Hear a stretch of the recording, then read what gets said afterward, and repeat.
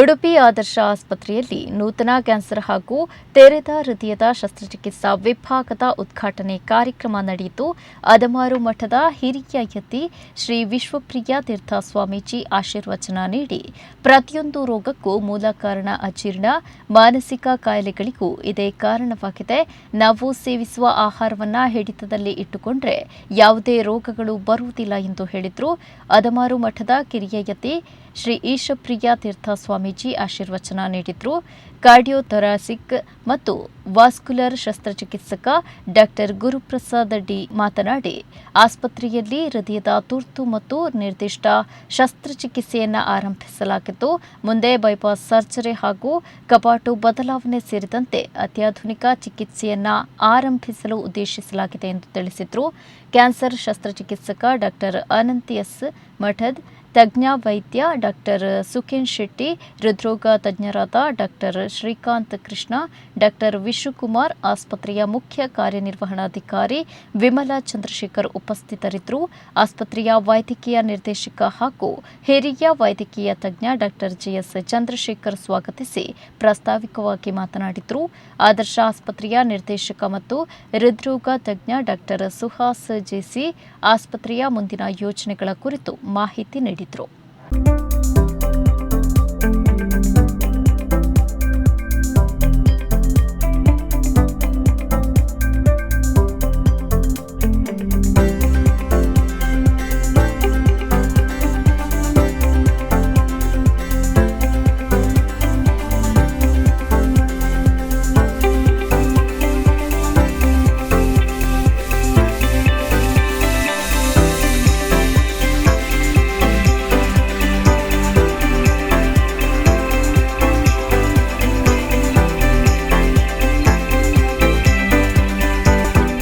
ಏನು ಮಾಡ್ತಾರೆ ವೈದ್ಯರು ಅಂದರೆ, ರಾಗ ಎಂಬುದು ಬಹಳ ದೊಡ್ಡ ರೋಗ, ಅದನ್ನು ದೂರ ಮಾಡ್ತಾರೆ.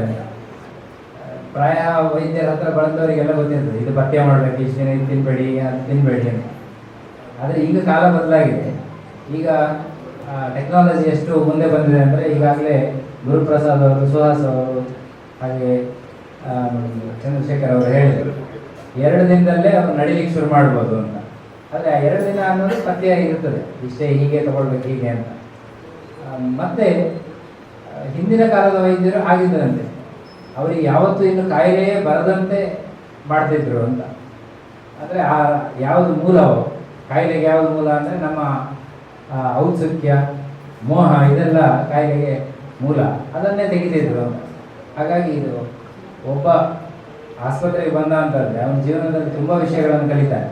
ಅಂದರೆ ಇದು ನಶ್ವರ, ಈ ಶರೀರ, ಇದನ್ನು ನಾವು ಸ್ವಲ್ಪ ವಿರಕ್ತಿಯಿಂದೆಲ್ಲ ಬಿಡಬೇಕು ಅಂತಲ್ಲ, ಬದುಕುವಾಗ ಚೆನ್ನಾಗಿ ಬದುಕಬೇಕು, 4 ಜನಕ್ಕೆ ಉಪಕಾರ ಆಗುವ ಹಾಗೆ ಬದುಕಬೇಕು ಅಂತ ತಿಳ್ಕೊಂಡು ಹೋಗೋ ಸಂದರ್ಭಗಳಿರ್ತದೆ. ಪ್ರಾಯ ಆದರ್ಶ ಆಸ್ಪತ್ರೆಗೆ ಬಂದವರು ಕೂಡ ಅದನ್ನು ತಿಳಿದು ಹೋಗ್ತಾರೆ. ಕಾರಣ ಏನಂದರೆ, ಡಾಕ್ಟರ್ ಈಗಾಗಲೇ ನಾನು ಕೆಲಸಕ್ಕೆ ಎಷ್ಟೋ ಬಾರಿ ನಮಗೊಂದು ಸ್ವಲ್ಪ ಜ್ವರ ಬಂದರೂ ಕೂಡ ಅವ್ರಿಗೆ ಗೊತ್ತಾದರೆ ಓಡಿ ಬರ್ತಾರೆ ಆಗಿದೆ. ಯಾಕೆಂದರೆ ಎಲ್ಲ ವಿಷಯಗಳಲ್ಲಿ ಕೂಡ ನಮ್ಮ ಪೂರ್ಣಪ್ರಜ್ಞೆ ಸಂಸ್ಥೆಗಳಲ್ಲಿ ಅವರೇ ಹೇಳಿದಂತೆ, ಈಗ ಹೇಳಿರ್ಬೇಕು, ನಮ್ಮ ಪೂರ್ಣಪ್ರಜ್ಞೆ ಸಂಸ್ಥೆಯಲ್ಲಿ ನಾನೇ ಇರ್ತೇನೆ ಅಂತ. ಇಲ್ಲಿ ನೋಡ್ಕೊಳ್ಳಿಕ್ಕೆ ಅವರ ಮನೆಯವರಿಗೆ ಅವರು ಹೆಚ್ಚು ಜವಾಬ್ದಾರಿ ಕೊಟ್ಬಿಟ್ಟಿದ್ದಾರೆ. ಹಾಗಾಗಿ ಆಸ್ಪತ್ರೆಯಲ್ಲಿ ನಾನು ಕೆಲವು ಸರ್ತಿ ಕೇಳ್ತಾ ಇರ್ತೇನೆ ಏನಾಗ್ತದೆ ಅಂತ. ಅದೆಲ್ಲ ನನಗೆ ಗೊತ್ತಿಲ್ಲ, ಅವರು ವಿಮಲಾ ಅವರು ನೋಡ್ಕೊಳ್ತಾರೆ ಅಂತ. ಅಂದರೆ ಎಲ್ಲವೂ ಕೂಡ ಹೆಚ್ಚಿನ ಹೊರೆ ಅವ್ರ ಮೇಲೆ ಇದೆ, ಮನೆಯವರ ಮೇಲೆ ಇದೆ. ಅವರು ಹಾಗೆ ನೋಡ್ಕೊಳ್ತಿರೋದ್ರಿಂದ ಡಾಕ್ಟರಿಗೆ ಸ್ವಲ್ಪ ನಮ್ಮ ಸಂಸ್ಥೆಗೆಲ್ಲ, ಪೂರ್ಣಪ್ರಜ್ಞೆ ಸಂಸ್ಥೆಗೆಲ್ಲ ಬರಲಿಕ್ಕೆ ಅವಕಾಶ ಆಗ್ತದೆ. ಅದೇ ರೀತಿ ಇಲ್ಲಿಯೂ ಕೂಡ ಆ ಸಂಸ್ಥೆಯಲ್ಲಿ ವಿದ್ಯಾರ್ಥಿಗಳು ನಗುಮುಖದಿಂದ ಹೊರಗೋಗ್ಬೇಕು. ಇಲ್ಲಿ ರೋಗಿಗಳು ಇನ್ಯಾವತ್ತು ಇಂಥ ಯಾವುದೇ ತೊಂದರೆಗೊಳಗಾಗದೆ ಮತ್ತೆ ಹೊರಗೋಗ್ಬೇಕು, ಆ ರೀತಿ ಅವರು ಕೆಲಸ ಮಾಡ್ತಿದ್ದಾರೆ. ಆ ಕೆಲಸ ಚೆನ್ನಾಗಿ ಮುಂದುವರೆಗೆ ಅವರಿಗೆ ಒಳ್ಳೆಯ ದೇವರ ಅನುಗ್ರಹ ಇದೆ. ಇವತ್ತು ಹೊಸದಾಗಿ ನಮ್ಮ ಸಂಸ್ಥೆಗೆ ಅಂದರೆ ಆದರ್ಶ ಸಂಸ್ಥೆಗೆ ಸೇರಿಕೊಂಡಂಥ ಗುರುಪ್ರಸಾದ್ ಅವರಿರ್ಬೋದು, ಸುಖೇಶ್ ಇರ್ಬೋದು, ಆನಂದ್ ಅವರಿರ್ಬೋದು, ಮತ್ತು ಹಿಂದೆ ಸೇರಿದಂಥ ಶ್ರೀಕಾಂತ್ ಅವರು, ವಿಶ್ವಕುಮಾರ್ ಅವರು ಇದ್ದಾರೆ. ಅದೇ ರೀತಿ ಈ ಸಂಸ್ಥೆಯನ್ನು ನಡೆಸಲಿಕ್ಕೆ ಮತ್ತು ತಂದೆಯವರಿಗೆ ಸಹಾಯ ಮಾಡಲಿಕ್ಕೆ ಸುಹಾಸ್ ಅವರು ಸೇರಿಕೊಂಡಿದ್ದಾರೆ. ವಿಮಲಾ ಅವರಂತೂ ಮುಂಚಿತ ಇದರಲ್ಲಿ ತೊಡಗಿಸ್ಕೊಂಡಿದ್ದಾರೆ. ಅವರೆಲ್ಲರೂ ಕೂಡ ಶ್ರೇಯಸ್ಸಾಗಿ ನಿಜವಾದ ವೈದ್ಯನ ಬಳಿಗೆ ಒಬ್ಬ ರೋಗಿ ಬಂದಾಗ ನಿಜವಾದ ಅಂತ ಹಾಕಬೇಕಾಗುತ್ತೆ. ಈಗಿನ ಕಾಲದಲ್ಲಿ ನಿಜವಾದ ವೈದ್ಯನ ಬಳಿಗೆ ರೋಗಿ ಬಂದಾಗ ಆ ವೈದ್ಯ ಮೊದಲು ಕೇಳೋದು ಏನು ತಿಂದಿ ಅಂತ. ಏನೋ ಹಂದಿ ಏನು ತಿಂದಿ ಅಂತ ಮೊದಲು ಕೇಳುವುದಂತೆ. ಯಾಕದು ಅಂದರೆ ಎಲ್ಲ ಜಗವ ನುಂಗಿ ದಕ್ಕಿಸಿಕೊಂಡವನಿಗೆ ಸಲ್ಲದು ರೋಗ ರುಜಿನಗಳ ಬಲ್ಲ ವೈದ್ಯರ ಕೇಳಿ. ಅಜೀರ್ತಿ ಅಂದರೆ ಗೊತ್ತಾಯ್ತಾನೆ, ಅಜೀರ್ಣವು ಮೂಲ ಅಲ್ಲದಿಲ್ಲ ರೋಗಗಳಿಗೆ. ಪ್ರತಿಯೊಂದು ರೋಗಕ್ಕೂ ಕೂಡ ಮೂಲ ಕಾರಣ ಏನು ಅಂತಂದರೆ ಅಜೀರ್ಣ. ಮಾನಸಿಕ ರೋಗಕ್ಕೂ ಕೂಡ ಮೂಲ ಕಾರಣ ಯಾವುದು ಅಂತಂದರೆ ಉಪದೇಶವು ಅಜೀರ್ಣಾಕಾರ. ಯಾವುದೇ ಆಗಲಿ, ಅದು ಆಧ್ಯಾತ್ಮಿಕ ಆಗಲಿ ಲೌಕಿಕ ಆಗಲಿ. ಲೌಕಿಕದ ವಿದ್ಯಾರ್ಥಿ 1ನೇ ತರಗತಿ 2ನೇ ತರಗತಿಯಲ್ಲಿ ಕೂತಿರುವ ಮಗುವಿಗೆ KGಯಲ್ಲಿ ಕೂತಿರುವ ಮಗುವಿಗೆ ನೀವು ಟೀಚ್ ಮಾಡಿಬಿಟ್ರೆ ಮಾನಸಿಕ ರೋಗ ನಾನು ಶಾಲೆಗೆ ಹೋಗೋಲ್ಲ ಅಂತ ಶುರು ಮಾಡುತ್ತೆ. ಅದೇ ರೀತಿಯಲ್ಲಿ ಊಟಕ್ಕೆ ಕೂತವನಿಗೆ ಎಷ್ಟು ಜೀರ್ಣ ಆಗುತ್ತೆ ಅಷ್ಟೇ ಬಡಿಸಿದರೆ ಯಾವುದೇ ರೀತಿಯಾದ ಕಾಯಿಲೆ ಆಗೋಲ್ಲ. ಉಂಟೋ ಅದನ್ನೆಲ್ಲ ಹದ್ದಿನಂತೆ ಎತ್ತರದಲ್ಲಿ ನೋಡಿಕೊಂಡು ನಮ್ಮ ವೈದ್ಯರು ಎಲ್ಲ ಸಂಗ್ರಹ ಮಾಡಿ ಮಾಡಿ ಮಾಡಿ ಆದರ್ಶ ಆಸ್ಪತ್ರೆಗೆ ಶೇಖರಿಸಿಬಿಟ್ಟಿದ್ದಾರೆ. ಅದರಿಂದ ಒಂದು ರೀತಿಯಲ್ಲಿ ನಿಜವಾಗಿ ಇದಕ್ಕೆ ಆದರ್ಶ ಎನ್ನತಕ್ಕಂಥ ಹೆಸರು ಸಾರ್ಥಕವಾಗಿದೆ. ಈ ವೈದ್ಯರ ಆಸ್ಪತ್ರೆಯಲ್ಲಿ ಏನಾಗಬೇಕಾದರೂ ಕೂಡ ಪೂರ್ಣಪ್ರಜ್ಞದ ಸ್ವಾಮಿಗಳು ಬರಬೇಕು. ಪೂರ್ಣಪ್ರಜ್ಞ ಸಂಸ್ಥೆಯಲ್ಲಿ ಏನು ಆಗಬೇಕಾದರೂ ಕೂಡ ಆದರ್ಶ ಡಾಕ್ಟರ್ ಬರಬೇಕು. ಹೀಗೆ ಈ ರೀತಿಯಲ್ಲಿ ಏನು ಪರಸ್ಪರ ಸಂಬಂಧ ನಡ್ಕೊಂಡಿದೆ. ಇದೇ ರೀತಿಯಲ್ಲಿ ಮುಂದುವರಿಯಲಿ ಈ ಸಂದರ್ಭದಲ್ಲಿ ಆಶಿಸ್ತಾ, ನಮ್ಮ ಶಿಷ್ಯ ಹೇಳಿದಂತೆ ಕ್ಯಾನ್ಸರ್ ಹಿಡ್ಕೊಂಡು ಬಂದಿರುವ ಪೇಷಂಟ್ ಹೋಗುವಾಗ ಕ್ಯಾನ್ಸರ್ ಕ್ಯಾನ್ಸಲ್ ಅಂತ ಹೇಳಿಕೊಂಡು ಹೋಗಲಿ. ಆ ನಿಟ್ಟಿನಲ್ಲಿ ಮಧ್ಯ ಅಂತರ್ಯಾಮಿ ಧನ್ವಂತರಿ ಭಗವಂತ ಈ ಹೊಸ ವೈದ್ಯರುಗಳಲ್ಲಿ ಇದ್ದುಕೊಂಡು ಒಳ್ಳೆಯ ಟ್ರೀಟ್ಮೆಂಟನ್ನು ನಮ್ಮ ಜನಕ್ಕೆ ಕೊಟ್ಟು ನಮ್ಮ ಜನರ ಮುಖದಲ್ಲಿ ಎಂದು ದುಃಖದ ಛಾಯೆ ಇರಬಾರ್ದು, ಲಘುಮುಖದ ಛಾಯೆ ಇರುವಂತೆ ಆಗಲಿ ಆಶಿಸಿ ಕಂಡುಬರೋ ಸಾಧ್ಯತೆ ಇರುತ್ತೆ. ಅದನ್ನು ಕಮ್ಮಿ ಮಾಡೋದೇ ಅಂತೆ ಒಳ್ಳೆ ಲೈಫ್ ಸ್ಟೈಲ್, ವ್ಯಾಯಾಮ ಆ ರೀತಿ ಅಳವಡಿಸ್ಕೊಂಡಾಗ ಕ್ಯಾನ್ಸರ್ನ ನಾವು ದೂರಪಡಿಸ್ತೀವಿ. ಸೊ ಈಗ ನಮ್ಮ ಕ್ಯಾನ್ಸರ್ ಸಂಬಂಧಿತ ನಮ್ಮ ಡಿಪಾರ್ಟ್ಮೆಂಟಲ್ಲಿ ಯಾವುದೇ ಕ್ಯಾನ್ಸರ್ ತೊಂದರೆ ಬಂದಿದ್ದವರಿಗೆ ನಮ್ಮಲ್ಲಿ ಸರಿಯಾದ ಚಿಕಿತ್ಸೆ, ಅದಕ್ಕಿಂತ ಮುಂಚೆ ಪೂರ್ವಹಿತವಾಗಿ ಅದಕ್ಕೆ ಸಂಬಂಧಪಟ್ಟ ಇನ್ವೆಸ್ಟಿಗೇಷನ್ ಆಗಲಿ, ಅದಕ್ಕೆ ಸಂಬಂಧಪಟ್ಟ ಶಸ್ತ್ರಚಿಕಿತ್ಸೆ ಕಂಪ್ಲೀಟನ್ನು ನಮ್ಮ ಆಸ್ಪತ್ರೆಯಲ್ಲಿ ಇವಾಗ ಶುರು ಮಾಡಿ.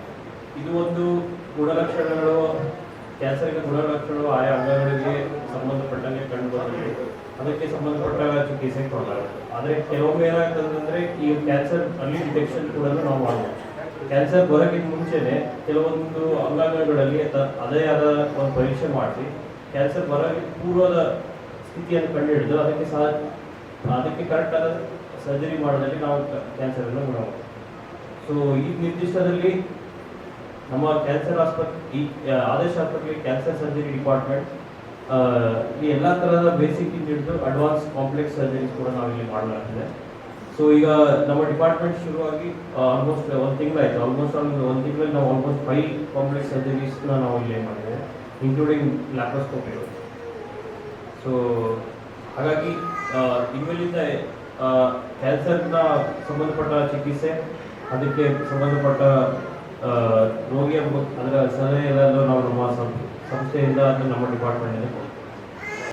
ಆದರ್ಶ ಆಸ್ಪತ್ರೆಯ ಮುಖ್ಯ ಉದ್ದೇಶ ಅಂತ ಹೇಳಿದರೆ, ನಾವು ಏನು ಸೌಕರ್ಯವನ್ನು ಕೊಟ್ಟರೆ ಎಲ್ಲ ವರ್ಗದವರೆಗೂ ಅದು ಎಟಕಬೇಕು ಅಂತ ಒಂದು ಮಹದಾಸೆಯನ್ನು ಇಟ್ಕೊಂಡು ನಾವು ಈ ಒಂದು ಕಾರ್ಯಕ್ರಮದಿಂದ ಈ ಕೆಲಸವನ್ನು ಆದರ್ಶ ಆಸ್ಪತ್ರೆ ಮಾಡ್ತಾ ಇದ್ದೇವೆ. ಮೋಸ್ಟ್ಲಿ ನಮ್ಮ ಮತ್ತು ನಮ್ಮ ವೈದ್ಯಕೀಯ ಎಲ್ಲ ಕರ್ತವ್ಯದಿಂದ ಅದರಲ್ಲಿರಲು ಎಲ್ಲ ವೈದ್ಯಕೀಯ ಮಿತ್ರರು ಕೂಡ ತುಂಬ ಕೆಲಸ ಮಾಡ್ತಿದ್ದಾರೆ. ನಮ್ಮ ಸಿಬ್ಬಂದಿಯವರು ಅಷ್ಟಿಗೆ ಕೆಲಸ ಮಾಡ್ತಾ ಇದ್ದಾರೆ. ಯಾವಾಗಲೂ ನಾವು ಒಂದು ಉತ್ತಮವಾದ ಒಂದು ಧ್ಯೇಯವನ್ನು ಇಟ್ಟುಕೊಂಡು ದೇವರ ಮೇಲೆ ಭಾರ ಹಾಕಿ ಸ್ವಾಮೀಜಿಯವರ ಆಶೀರ್ವಾದದಿಂದ ಕೆಲಸ ಮಾಡಿದರೆ ಖಂಡಿತವಾಗ್ಲೂ ನಮಗೆ ದೇವರು ಒಳ್ಳೆಯ ಆಶೀರ್ವಾದ ಮಾಡ್ತಾರೆ ಅಂತ ಹೇಳಲಿಕ್ಕೆ ಒಂದು ಒಳ್ಳೆಯ ನಿದರ್ಶನ ಅಂತ ನಾನು ಭಾವಿಸಿದ್ದೇನೆ. ಸರ್ಜಿಕಲ್ ಆಂಕಾಲಜಿ ಏನು ಮಾಡ್ತಾರೆ ಅಂದರೆ, ಏನು ಕ್ಯಾನ್ಸರ್ ಇದೆಯಲ್ಲ, ಕ್ಯಾನ್ಸರನ್ನು ಸರ್ಜರಿ ಮಾಡಿ ರಿಮೂವ್ ಮಾಡ್ತಾರೆ. ಬಟ್ ಕ್ಯಾನ್ಸರ್ ಬರೀ ಕ್ಯಾನ್ಸರ್ ರಿಮೂವ್ ಮಾಡೋದಲ್ಲದೆ ಅದ್ರ ಜೊತೆಗೆ ಎಲ್ಲಿಂದ ಹಬ್ಬೋದು, ಲಿಂಫ್ ನೋಡ್ಸ್ ಅಂತ ಹೇಳ್ತಾರೆ, ಅದನ್ನೆಲ್ಲ ರಿಮೂವ್ ಮಾಡೋ ಕೆಲಸ. ರಿಮೂವ್ ಮಾಡಲಿಕ್ಕೆ ಟೈಮ್ ಬೇಕಾಗುತ್ತೆ. ಸೊ ಅಂದಾಜು ಸರ್ಜರಿ ಅಂದರೆ 12 ಗಂಟೆ 24 ಗಂಟೆ ಸರ್ಜರೀಸ್ ನಾನು ನೋಡಿದ್ದೀನಿ ನಮ್ಮ ಸರ್ಜನ್ಗಳು ಮಾಡೋದು. ಸೊ ಈ ಸರ್ಜರಿಗೆಲ್ಲ ಅದರ ಸ್ಪೆಷಲಿಸ್ಟ್ ಕ್ಯಾನ್ಸರ್ ಶಸ್ತ್ರಚಿಕಿತ್ಸಕರು ಬಂದಿದ್ದಾರೆ. ಅವರ ಜೊತೆಗೆ ಸೇರಿಕೊಂಡು ನೆಕ್ಸ್ಟ್ ನಾವು ಮೆಡಿಕಲ್ ಆಂಕಾಲಜಿಸ್ಟ್ ಸಹ ಜಾಯಿನ್ ಆಗಿ ನಮ್ಮಲ್ಲಿ ಸೇರ್ಪಡೆಯಾಗಿ ಮೆಡಿಕಲ್ ಆಂಕಾಲಜಿ ಸಹ ಇಲ್ಲೇ ಶುರು ಮಾಡಬೇಕು ಅಂತ ಪ್ಲಾನ್ ಅಲ್ಲಿ ಇದ್ದೇವೆ.